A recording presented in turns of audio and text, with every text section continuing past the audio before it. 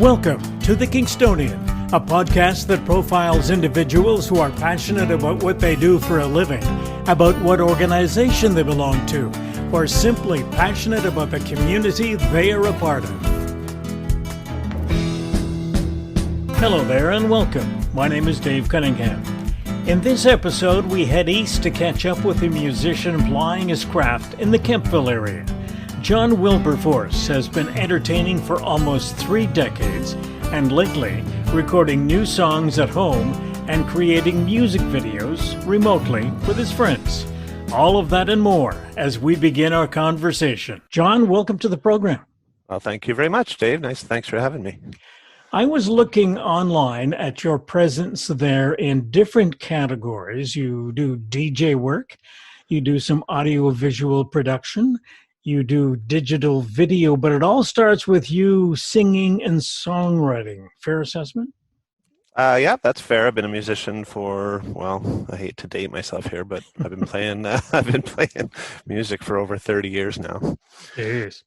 Let's go back to the beginning. And sometimes it's difficult to remember back that far, but let's talk about how you got interested in singing and songwriting, that whole thing. Well, when I was in my late teens, I decided to go to the Ontario Institute of Audio Recording down in London, Ontario. So I spent a couple of years down in London honing my skills as an audio engineer and producer, and I met a lot of great musicians and producers down there. And just my love for music has been, I think, kind of in me forever. I remember my dad sitting around the piano playing the spoons, and the family having a sing along, and that's my humble beginnings. Mm-hmm. And then ended up in London, Ontario for a couple of years, like I said. Moved back to Kingston after that. Took some more schooling in Kingston, but Kingston's really where I kind of ingrained myself in the music business there. You play several instruments, correct? Correct. Yeah, and that's kind of evolved out of necessity. I do my own recording in my studio, and when I wake up at 3 a.m. with a song idea, it's hard to call up my buddy who plays guitar and say, hey, could you lay down a guitar track for this? They get tired of the 3 a.m. phone calls. So basically just over the years, I've picked up how to play a number of instruments. So it like I said, it's basically out of necessity just so I could do my own recording when people weren't available. So what do you play? I play some drums. I play bass. I play a little bit of ukulele. I play guitar and keys, and I'm a vocalist as well. So I try to cover the whole, pretty much everything I need to record. I tried to get up to speed on those instruments. When you were starting to figure out what kind of music you were going to be playing in your career, well, who influenced you in terms of singer-songwriters? Well, from a local perspective, I'd have to say a good friend of mine, Jeff Gallery, was a big influence on me. He's a great songwriter, great singer, and great entertainer, and I've done lots of shows with him over the years. So I think that his professionalism has rubbed off on me as well. There's so much good. There's so many good local performers here that it's hard to talk about everybody. From a global standpoint, I would say I was hugely influenced by Sting and the Police when I was growing up. Rush, when Rush's first album, or when Rush's Moving Pictures album came out, that was the first album I ever bought with my own money. So that thing was like gold to me. And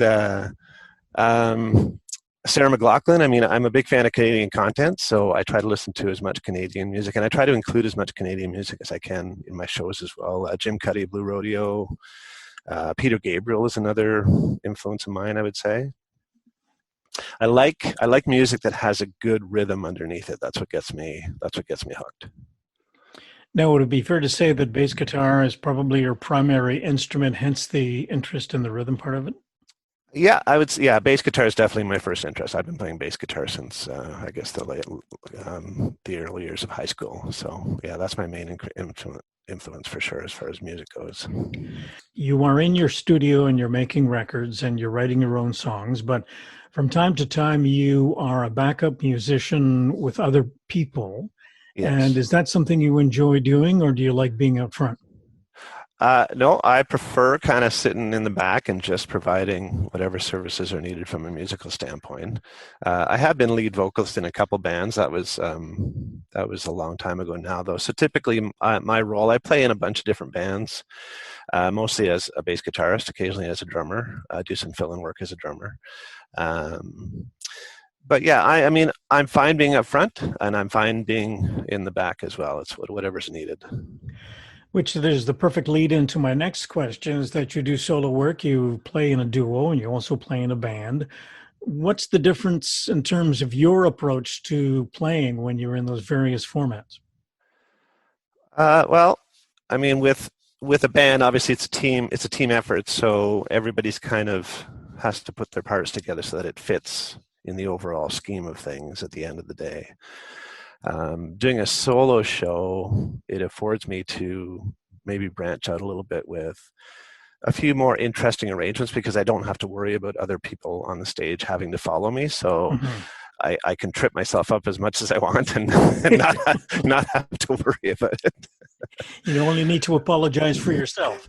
Yeah, exactly. Yeah, in the audience, myself in the audience. Yeah. Do you sort of categorize the kind of music you play? I know some musicians don't. They just say, this is what I um, play. well, it's hard because as a songwriter, my music is kind of all over the place. I used to write a lot of country heavy stuff, and now I'm kind of all over the map as far as songwriting goes. If you were to come out to one of my solo shows, you'd hear everything from, like, as far as cover music goes, you'd hear everything from Blue Rodeo to my own cover tunes to Alanis Morissette. I try to cover a bunch of different. I'm a big fan of taking songs that are sung by women and making them my own as well. Really? Okay. Yeah, I find that there's I don't know if it's a range thing or something like that, but I just find I have a big interest in that. So Mhm. a lot of the songs I do at my live shows are songs that were originally put out by women initially. You mentioned earlier that you have been performing for some 30 years. I'm wondering if it gets boring at some particular point. If you are up on stage and you were singing some of the songs that you may have sung a long time ago, how do you keep your head in the game, if you will? I said to myself a long time ago that if I ever get bored of this, then I shouldn't be doing it. And I Mhm. think it's especially anybody doing something in the creative field like this is. I think that kind of holds true for anybody, whether it's a musician or an artist of any other type. If you're not enjoying what you're doing, then you should probably take a break. I have over those 30 years. I mean, I have taken steps away from the music business. I took a couple of years off after one of my bands ended, and I just kind of thought, well, you know what? Let's take some time away. Let's recharge the batteries, get a fresh perspective on things, and then you jump back in head first. So now I haven't had a break in a long time. I don't feel like I need a break from music right Mhm. now. So yeah, that's pretty much where I stand with that. Is music all you do, or do you have another job as well? Oh, I do video and media production as well. Okay. I've got a bunch of clients that kind of freelance video and audio editing and production house as well. I work from home here. So there's music involved in almost everything you do. Yeah, I do a lot of original music for video work as well. That's part of one of the services that I offer. I've spoken with a lot of different musicians in the area, and I think this is the first time I've sort of ventured east of Kingston to talk to Right. someone. And one of the topics that interests me is the business of recording. Now, when I was working in commercial radio in the 70s and 80s, everybody was trying to accumulate coin so that they could rent time in a recording studio. Right. And that was a very costly venture for almost everybody. Now, these days, with all the software and the equipment that you can buy, home studio recording seems to be the way a lot of people are going, and you can practically do anything at home. The landscape of home recording has certainly changed over the last, I would say, 10 years, even longer, perhaps. But you're exactly right. And when I was living in Kingston, um, I can't remember the name of the band at the time. I think the band was called Arena at the time, and one of the radio stations there had put on a contest, a songwriting contest, and I had a song called "Still Loving You" that I recorded for the contest, and I can still remember the setup. We were doing it at home, but it was on a 4-track tape machine. I still have the tape machine today, and we had to bounce tracks back and forth in order to have enough tracks to be able to put all the instrumentation on it. Mm-hmm. So by the time we were done with the recording, the tape hiss and the noise floor was just so high. It was hilarious now when I look back on it. And nowadays, for a couple $1,000, as long as you know what you're doing, you can put together a studio that will work at home for sure. And a lot of my comrades and buddies in the field who do a lot of recording are doing just that. And you can record in the living room or in the basement. Yeah, exactly. Or on your back deck in the snow. Yeah, well, that's the thing. A whole other story. Yeah, exactly. As long as you've got a good room and a good microphone, mm-hmm. then you're probably 80% there. Right. Writing songs, putting the music together in the home studio. So like you said before, you play all the instruments yourself on most of the tunes that you do write and record. So I'm curious, not being a musician myself, to figure out how you go about the process of adding in the various instruments. Now, you are sitting with your guitar, writing a tune, presumably, or on the keyboards, whichever way you do it. So you've got the melody and you've got the lyrics, and then you have to add in all the other stuff. Right. Give us a bit of insight as to how you go about adding the other stuff, like drums and bass and any other instruments you want to add in. Well, it really depends on the song that I'm writing. If I'll probably most of the times I write on the acoustic guitar, but occasionally I'll write on the piano, just with a simple piano sound. But it really depends on what feel I'm trying to get from the song originally. And then typically what I'll do is once I get a framework for the song, an arrangement, then I will, if it's going to have drums in it, I'll piece together a simple drum track that will at least give me a meter and a metronome and an arrangement that I can work to. And then I just go about layering the instruments. And as I layer, I try to figure out, okay, well, does this still work? Does this cover up something that I've already done? Because I try not to have too much happening at the same time. Mm-hmm. There's that old adage that the listener can only hear about 3 things that are going on simultaneously in a song. So I try to stick to that. And basically it's just layer it up until I have something that to me sounds as close to the finished product as I can get, and still have it convey that initial emotion that I maybe had in it when I was starting to write it on a single instrument. Mm-hmm. Give us a bit of insight as to how you get on Spotify, and what does that do for you? Does it pay the bills, or does it just promote you as a singer-songwriter? How does that all work? Yeah, so the song is on Spotify. It's also available on actually most major streaming services. There's probably 30 out there that you can stream it off of. It's on Apple Music. It's on Amazon Music as well, all the major platforms. Spotify, for me, will never pay the bills. I don't even know how many plays I've gotten on Spotify, but and this is a conversation unto itself that we could have for hours about that. But as far as getting a song on Spotify, the days are gone where you have to find an AR person, you have to find somebody to represent you, and then they have to take your credentials to a music a recording studio or a music company that signs like a major label or something. Those days are gone. Mm-hmm. Anybody that has the equipment, like we talked about earlier, can basically get their music online. So as far as putting it on a streaming service, you just need to pay a bit of money to get a distributor for it. The distributor takes care of all the actual legwork as far as getting it up online. You provide them with artwork and you provide them with the audio files and everything. And then they do the rest. I have a yearly subscription, so I can basically have any songs of mine now put up on streaming networks. So as I write them, I can just, hey, once the song's done, let's ship that to the distributor and put a label on it and get it heard by people. It's much easier now than it ever used to be, for sure. Now, years ago, my sense is that performers would make their money by selling albums or singles, and Yes. they would go out to promote those albums or singles on tour. But my sense is that these days you get more of your income from performing, correct? Yes. That being said, merchandise really is kind of where it's at for a lot of people now. If you've got enough of a following, and if you're selling hats and T-shirts and stuff like that, believe it or not, that's a big income if you've got the followers. It's not something that I do, but I know a lot of people that do it. It's not something that I've ever ventured into. But it's so hard now we were just talking about streaming services. Mm-hmm. With the streaming services, honestly, you always hear stories about major artists who get millions of plays, but they're still not making any money off of it. Right.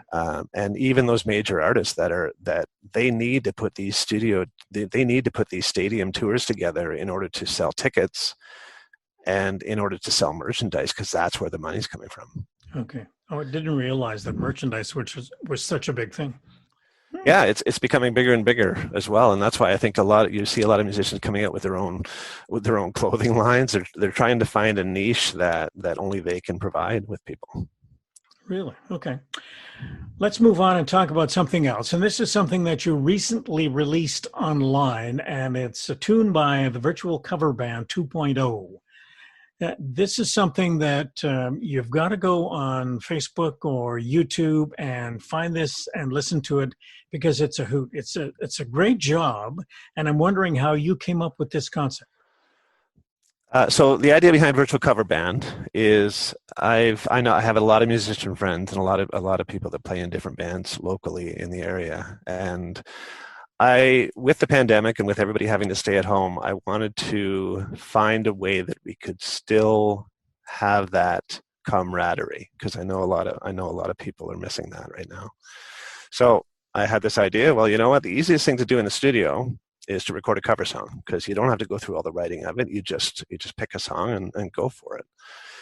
So I thought, well, I'm going to put up a post, and this just kind of happened. I think it was like 2 a.m. or something after I'd done a bit of recording. I went on Facebook and I just had this idea. I said, who would be interested in being part of my virtual cover band? That was how I introduced it. And I immediately, even at 2 or 3 a.m, people started responding to it.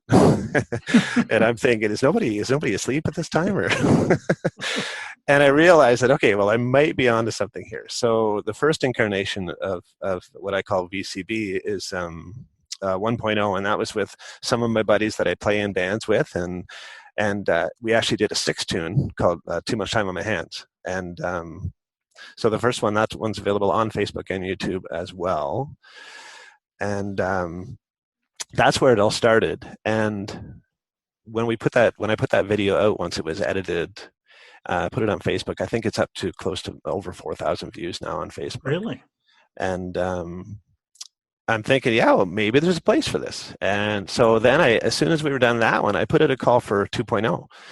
And I got more interest. And so then we decided, this time we had Kim Ramus, a female singer from Ottawa, who was interested. I play in a band with her called Stacy's Mom up in the Ottawa area. And she expressed interest in singing. So the way it works is once I get the musicians together who are interested, and this is strictly a first come, first serve basis. If somebody puts a message to my post that says, hey, I'll play drums, then I'll say, hey, good, you're good to go on drums. As long as they have the ability to record themselves. That's the important part in the puzzle. And so once we get the band together, I basically create a chat within Facebook of just the band members, and then we talk about what song we want to do, and we throw out a bunch of song ideas. And we very quickly came to the Alanis Morissette song with Virtual Cover Band 2, just because Kim's got that perfect voice for it, and the band was really excited to do it as well. And because Alanis is from Ottawa, she's local as well, so we kind of factored that in as well. And everybody basically records their parts at home, and they send me the audio files of their recordings, and then I mix it in my studio. So I take all the audio files, bring it into my mixing software, and piece it all together into the final product.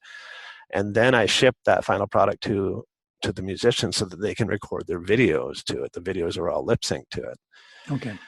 And then I put the final video together and we release it. So the idea behind the virtual cover band is I'm just going to keep doing them. Next is going to be virtual cover band 3, and I'll put out a casting call for that, and we'll see whoever's interested. I've got a lineup of people now waiting to do it, which is awesome. which is really cool. I have a question about the way you do this. And let's use Kim as an example. So she is the vocalist. So she's at home. Does she record the song with no background? Well, so typically how it has to work is like, it's very similar to how I record in the studio. We need some kind of meter and we need some kind of drum beat. So the drummer, so Mike Tessier was the drummer on this. Mike Tessier plays in a band called the Lost Boys based out of Cornwall. And Mike plays bass in that band. I had no idea he was actually a drummer until he said, I'll play drums on it. So I sent him a private message. I said, you play drums? And he said, yeah. He said he was a drummer first and foremost. So I said, hey, you're on the gig. So Mike laid down the drum track, and then he sends the drum track to me, and I sweetened it up a little bit, and then I sent it out to everybody so that they would at least have a metronome, and they would at least have kind of a roadmap as far as how to get through the song. Now, the idea behind this is that we're trying to cover the tunes as accurately as we can as far as the arrangement goes. Mm-hmm. So once we have the drums, then it's pretty much every musician's good to go as long as they're familiar with the arrangement. And as each person records their part, they send them in to me and I put them together. Now, when you folks listening go to YouTube or Facebook to find this particular video, you'll notice that John plays the bass and he's out on his back deck, as we alluded to earlier, in the snow, which I thought was quite hilarious. Well, you try to come up with things that are going to be different, right? There's only so much you can do with that medium. So it was cold out there that day. I can imagine just standing out there in a t-shirt. Holy mackerel. Anyway, it's a good video. So if folks want to give it a listen and go and find it, you'll enjoy it for sure. I'm going to dig up VCB 1.0 because I didn't know there was another one out there. Let's talk a bit about the business that you do. I would imagine it pays some of the bills, and that's the audio-visual production. What sorts of things do you do there? So as far as that goes, I do lots of safety videos. I do production videos for different clients. One of my clients is STEO, Student Transportation of Eastern Ontario. So I do a lot of video work for them. They're constantly putting out videos about, especially this year with the information on schooling and all the changes in the school buses and stuff like that. So I do a lot of work there. Like I mentioned earlier, I do a lot of audio for video as well. So I'll get contracted to write original music and scores for video projects as well. And that's what pays the bills in this house for me. I want to wrap up by talking a little bit about performing in this pandemic. And I've spoken to a bunch of other people who, I guess there are musicians out there who just crave the idea of being up in front of somebody playing and don't get that opportunity now because you can't do it in front of a crowd. Now, something that I noticed online was the fact that I think the Empire Theatre is in Belleville. Yes. And they have a series of performances that I think they're doing on a regular basis where they invite a band to come in and they perform to an empty house, but they film it and send it out on YouTube, presumably. Your thoughts on the business of performing to an empty house, just to a camera? I mean, I've done several shows where I'm performing to an empty house, even pre-pandemic. So I have some experience there. That being said, I mean, it's obviously for me as a musician, I'm going to play off of the audience, and the audience is going to play off me. So feedback from the audience is incredibly important during a live show. There's no question about it. I think any musician would say that. And yes, the times have certainly changed. It's certainly different. I mean, I went from doing shows playing for a couple hundred people to playing bass on my back deck in the snow. So it's definitely different. I think it's going to come around again. It's just a matter of time. Unfortunately, areas like this get hit really hard during the pandemic, obviously, as we've seen. But as far as, I mean, because I'm all about crowd interaction, during my shows, I like to communicate with the crowd, and I like to get their feedback. And this is during the show. So, and I like to take requests. I like when people scream out, play this song and stuff like that. So obviously you don't get that when you're doing the shows. I think I've done about 40 live stream shows on Facebook since this all started. I started them back in March, maybe April, maybe a little bit later. And I just did one last Wednesday, just a little Christmas show there. So it's fun. It's fun to do those, but it is different. Obviously, you're playing to your video camera that's sitting on your desk instead of actually people in front of you. That makes it difficult. Definitely a different. Oh yeah, for sure. But it's something that we have to deal with for now, and hopefully not for too much longer, but we'll see. Now, assuming the vaccine gets distributed as quickly as possible and we all get the opportunity to work our way back to something normal, what are you looking at doing as we move forward? I look forward to getting back into some live shows. I did some live shows up until I guess last September. I only did a few shows, and I was very picky about the shows I was doing. As long as the venue could provide an outdoor space that was well ventilated, I was fine with doing that. And then as soon as the winter hit, I've kind of stopped doing shows. I just look forward to getting back, actually playing more in a band setting with all of my buddies that I play in bands with, because I miss them a lot, and I know that a lot of them are chomping at the bit to get back out there to play music. It's going to be nice to actually be able to be in a crowd of people and not have to have that worry lingering over our heads. Right. Exactly. I want to thank you very much for your time today, John, and I look forward to seeing you around performing in those bands or performing solo once everything gets back to normal. Thanks very much. Yeah, thanks for having me, Dave. I do appreciate it. Thanks very much, and take care.